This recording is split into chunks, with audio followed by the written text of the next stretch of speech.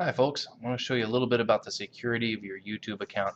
Hopefully this will make it easier if you have some questions about what's linked to your YouTube account and what isn't. You have a YouTube account. It exists because you have a Google account through the school. So you don't have to necessarily create one. You may not have put anything on it already, but you've got one. So to start with, just go to YouTube and you'll get your typical things you might be interested in viewing sort of things. Somewhere on there, usually it's over at the left, you'll see your name. Hey look, it's my name. I'm going to click that bad dude. And when I do that, that takes me to a page that I've previously set up for YouTube. Yours may be much more simple than this. It may have some things walking you through creating one. But if you've got a YouTube account, this is a good place to start.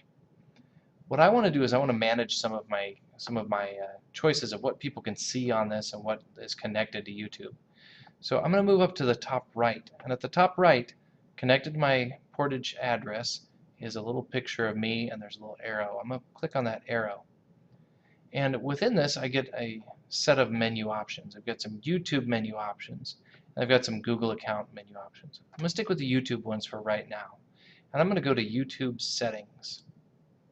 Click on that. And when that happens, it's going to bring up a series of account settings that specifically apply to YouTube. To begin with, I've got the account information. It should be tied to your Portage PS account. And there's a way to disconnect it from Google Plus here. If you don't want to have a Google account, or pardon me, a YouTube account with your name on it, you can disconnect it there. And it's an option for you. You can change your password. You even have an option if you want to be able to send videos from your phone. You can save this as a contact email within your phone, and you can email videos from your phone to this particular YouTube account. Totally up to you. I've also chosen on this page to not allow advertisements to be displayed alongside my videos, just because I want fewer advertisements. It's completely a preference. It does eliminate any chance for me to make any money off of my videos while I've got that clicked, but I'm not trying to do that anyway. Now over on the left, with account settings, there's several options. One of those is connected accounts. Click that link. And what you will see is a list of any Facebook, Twitter, or other social media account that is often connected to YouTube. I don't have either connected, so mine is giving me an option to connect them if I want. If I had one connected, I could choose disconnect. That's the option I recommend. If you don't want your school YouTube account linked to your Facebook account, choose to disconnect it. Same thing's true with Twitter. I don't use either one effectively for school. Facebook's been a social media for me. I don't really want the social media connected to my school work any more than it has to be, so I don't make a connection. Twitter, it's not something I've managed to effectively buy in as a teaching tool. Several have, but it's not for me at the moment, so I don't have it connected. And then there are some options here. Once you've made those connected accounts, you can choose what of your public activity you want submitted to those connected accounts. If you want it to show up in your Facebook feed every time you upload a video, you would click here, where you add a video to a playlist or comment on a video or like a video, and those things could feed into your Facebook or your Twitter account. Completely up to you on those, but I choose to disconnect them entirely. Next, I'm going to click on privacy.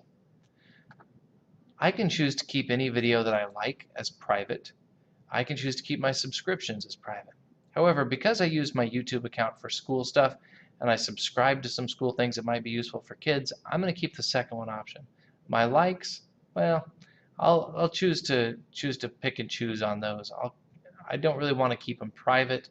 I don't really want to keep these private, so I'll choose to share them. Search and contacts information.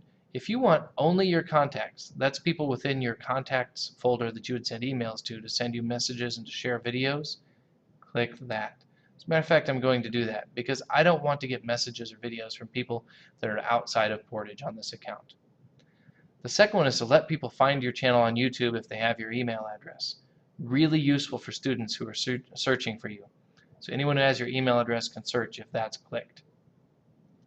Now the ads account, that's managed by the district for the most part. There's not much we can really do unless you want to really dive into your Google Ads preference manager, which you can. I suggest discussing that with an administrator based on your advertisements because you don't get a lot of control over those. I think the default settings are pretty good in general. Under the email setting, you'll see the current email address, and you can choose how much you get an email, or pardon me, how often you get an email, from YouTube about the various things that YouTube can send you emails about. I like to receive emails if people are messing around on my account at all in a positive or negative way, so I've got a lot of things checked here. Take the time and read through there. If you don't want emails from YouTube, you can click down at the bottom, do not send me any emails, and it doesn't send them to you. I prefer to know if someone's posting something on my channel or leaving a comment on my channel. I've already chosen who can do that. Now I'd like to know when. Under playback options over at the left, I've got it chosen to always choose the best quality for my connection and player size. It seems to work well with our projectors. Annotations, I want to show those on the videos because sometimes I make typos. I go back and fix them as annotations. Captions, always show any captions if you've got them. The last little part, connected TVs, has to do with whether or not you've got a TV set up to automatically play things that you choose from your computer. If you've got a YouTube app set up on a television or an Xbox or a PlayStation, this is where you can pair your YouTube account from school on those devices. I don't use any of those, so I don't have anything to tell you on that other than it's just a way for you to show videos on a television that you've saved onto this account. So that's really your big trick here. You can check in on your overview from time to time. You can take a look at your profile, disconnect it from a Google Plus so that you no longer have a specific YouTube account associated with your name. And you can really control things from there. If you have questions, feel free to stop by. I'd love to help you out. Good luck. Oh, and when you make a change, choose Save up at the top right. Save your overview. It gives you that little green bar, your connections. Save that. Talk to you later.